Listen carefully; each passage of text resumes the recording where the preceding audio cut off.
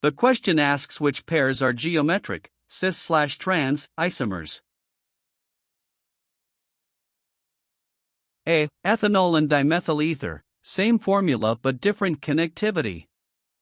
These are functional/structural isomers, not geometric. B. N-butane and isobutane, same formula, different carbon skeleton. These are chain isomers, not geometric. C. Cis-2-butene and trans-2-butene, same connectivity. They differ in spatial arrangement due to restricted rotation around the C=C bond. This makes them classic cis/trans, geometric, isomers. D. Propan-1-OL and propan-2-OL, same formula, but the OH group is in different positions. These are positional isomers.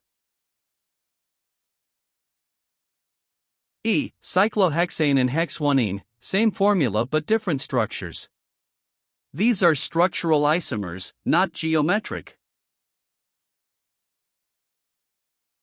Only option C fits the definition of geometric isomers. So, the correct answer is C.